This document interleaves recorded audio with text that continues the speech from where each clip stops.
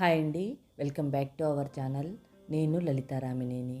ఈరోజు రెసిపీ వచ్చేసి హోటల్ స్టైల్లో దోశ ఎలా చేసుకుంటాను అనేది మీతో షేర్ చేస్తున్నాను. మనము ఇంట్లో దోశ తింటే ఒక విధంగా, హోటల్లో తిన్నప్పుడు ఇంకా టేస్ట్గా అనిపిస్తుంది కదా. అలా ఎందుకు ఉంటుంది, వాళ్ళు ఏమి యాడ్ చేస్తారు అనేది మీతో షేర్ చేస్తాను. ఈరోజు నేను ఉల్లికారం దోశ వేసాను, చాలా టేస్టీగా ఉంది. తప్పకుండా ఈ వీడియోని ఫస్ట్ నుంచి లాస్ట్ వరకు చూసి మీరు కూడా ట్రై చేసి ఎలా ఉందో తప్పకుండా కామెంట్ చేయండి. ఈ రెసిపీ కోసము ఒక బౌలు మినపప్పును తీసుకున్నాను. మినపగుండ్లను తీసుకుంటే ఇంకా మంచిది, కానీ మా ఇంట్లో మినపప్పు ఉన్నాయి అనేసి నేను మినపప్పును తీసుకున్నాను. కానీ కొలుచుకోవటం కోసము బౌల్ కానీ కప్పు కానీ తీసుకోండి. ఒక్క బౌలు మినపప్పు తీసుకుంటే 3 బౌల్స్ రైస్ తీసుకోవాలి. అలాగే 2 స్పూన్లు పచ్చిశనగపప్పు, 1 స్పూన్ మెంతులు తీసుకోవాలి. నేను రేషన్ బియ్యాన్ని తీసుకున్నాను.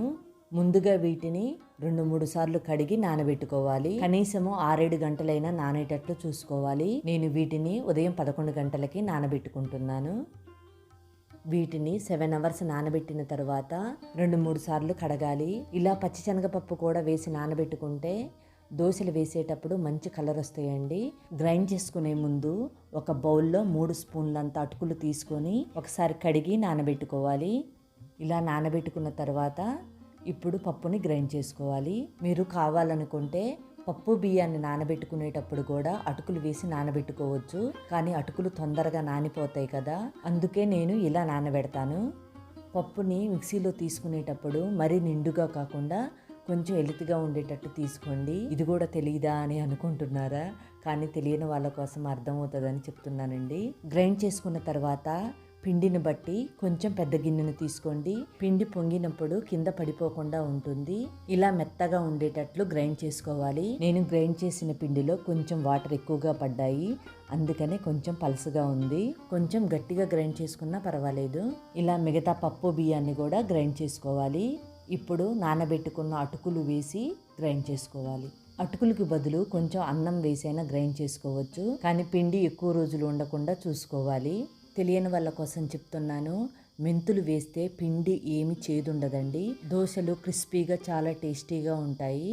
ఇప్పుడు సమ్మర్ సీజన్ కదా, అందుకనే సాల్ట్ ఇప్పుడు వేయకుండా ఉదయాన్నే దోశ వేసుకునేటప్పుడు సాల్ట్ వేసుకొని కలిపి దోశ వేసుకోండి. అదే వింటర్ టైంలో వేసుకుంటే సాయంత్రమే సాల్ట్ వేసి కలుపుకోవాలి. ఈ విధంగా నైటే గ్రైండ్ చేసుకొని పెట్టుకోవాలి.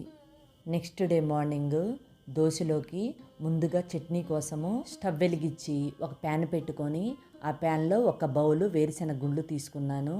స్టవ్ని లో ఫ్లేమ్లో పెట్టి వీటిని వేయించుకోవాలి. ఇలా వేగిన తర్వాత ఒక ప్లేట్లో తీసుకొని పొట్టు లేకుండా చూసుకోవాలి. ఇప్పుడు మళ్ళీ స్టవ్ వెలిగించి ఒక గిన్నెని పెట్టుకొని ఆ గిన్నెలో 2 స్పూన్ల ఆయిల్ తీసుకోవాలి. ఈ ఆయిల్ వేడైన తర్వాత 7-8 పచ్చిమిర్చిని 2 ముక్కలుగా కట్ చేసి యాడ్ చేయాలి. పచ్చిమిర్చిని ఇలా ముక్కలుగా వేస్తే ఆయిల్లో ఫ్రై అయ్యేటప్పుడు చిందకుండా ఉంటాయి. ఇలా ఫ్రై అయిన తర్వాత స్టవ్ ఆపేయాలి. ఇప్పుడు ఒక మిక్సీ జార్ తీసుకొని పచ్చి కొబ్బరి ముక్కలను తీసుకున్నాను. ఈ పల్లీల చట్నీలో పచ్చి కొబ్బరి వేస్తే చాలా టేస్టీగా ఉంటుంది. అలాగే మనం ఫ్రై చేసుకున్న పచ్చిమిర్చిని, 6 వెల్లుల్లి రెబ్బలని, టేస్ట్కు తగ్గట్టుగా సాల్ట్ని వేసి గ్రైండ్ చేసుకోవాలి. కొంచెం చింతపండును కూడా వేసి గ్రైండ్ చేసుకోండి. మరీ మెత్తగా లేకుండా ఈ విధంగా ఉండేటట్లుగా గ్రైండ్ చేసుకోవాలి. ఈ చట్నీ తాలింపు కోసము స్టవ్ వెలిగించి అదే గిన్నెని పెట్టుకొని ఆయిల్ లేకపోతే కొంచెం ఆయిల్ని యాడ్ చేసి ఆయిల్ వేడైన తర్వాత కొంచెం ఆవాలు, కొంచెం జీలకర్ర, ఒక ఎండుమిర్చి ముక్కలని, 2-3 చిన్నులపాయ రెబ్బలని కచ్చాపచ్చాగా దంచుకొని యాడ్ చేయాలి. ఇవి కొంచెం ఫ్రై అయిన తర్వాత కరివేపాకును కూడా వేయాలి. ఎప్పుడైనా తాలింపు వేసేటప్పుడు స్టవ్ ఫ్లేము సిమ్లోనే పెట్టుకోవాలి. ఇలా ఫ్రై అయినాయి కదా, ఇప్పుడు స్టవ్ ఆపేసుకుందాము. ఇప్పుడు వెంటనే గ్రైండ్ చేసుకున్న చట్నీని వేస్తే ఉండలుండలుగా అవుతుందండి. అందుకోసమనే కొంచెం వాటర్ని వేసిన తర్వాత నేను చట్నీని వేస్తాను. లేదంటే ఇలా తాలింపు వేసుకున్న తర్వాత వేరే గిన్నెలో చట్నీ ఉంటుంది కదా, అందులో వేసినా సరిపోతుంది. కానీ 2 గిన్నెలు ఎందుకులే అనేసి నేను ఒక్కోసారి ఈ విధంగా చేస్తాను. ఇలా చట్నీని యాడ్ చేసిన తర్వాత ఒకసారి అంతా కలిసే విధంగా కలుపుకొని సాల్ట్ సరిపోయిందా లేదా అనేది చెక్ చేసుకోవాలి. ఇలా చట్నీని రెడీ చేసుకొని పక్కన పెట్టుకున్నాను.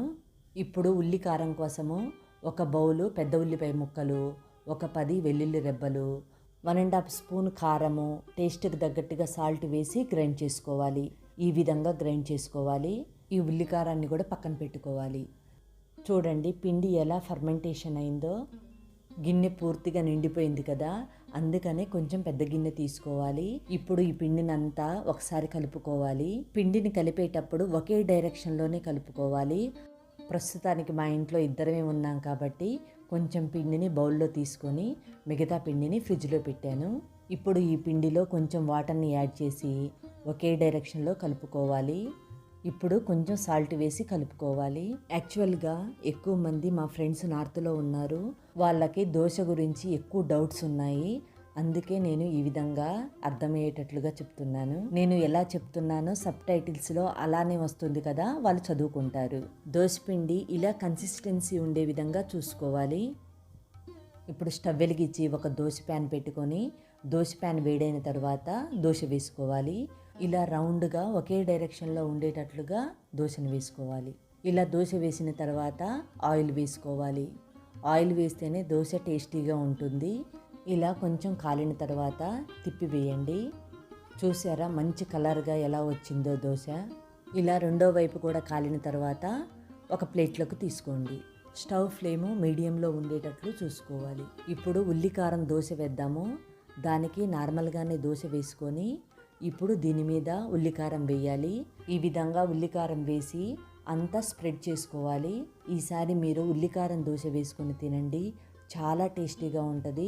ఈ దోశ తిన్న తర్వాత ఎప్పుడు మీరు ఉల్లికారం దోశ వేసుకొని తింటారు, అంత టేస్టీగా ఉంటుంది. నా ఛానల్ని సబ్స్క్రైబ్ చేసుకున్న వాళ్ళకి చాలా థ్యాంక్స్ అండి. ఎక్కువ మంది సబ్స్క్రైబ్ చేసుకొని వాళ్ళే వీడియోస్ చూస్తున్నారు. మరి నేను చేసే ఈ రెసిపీస్ మీకు నచ్చినట్లయితే తప్పకుండా నా ఛానల్ని లైక్ చేయండి, షేర్ చేయండి, సబ్స్క్రైబ్ చేసుకోండి. మీ ఫ్రెండ్స్కి మీ ఫ్యామిలీ మెంబర్స్కి కూడా షేర్ చేసి నా ఛానల్ని సపోర్ట్ చేయండి. ఈసారి దోశలు ఇలా వేసుకొని తినండి, చాలా అంటే చాలా టేస్టీగా ఉన్నాయండి ఈ దోశలు. నేను చేసిన విధంగా ఒకసారి చేసి చూసి మీకు ఎలా వచ్చాయో నాకు కామెంట్ సెక్షన్లో కామెంట్ చేయండి. ఈ వీడియో నచ్చితే తప్పకుండా లైక్ చేయండి. Thank you for watching.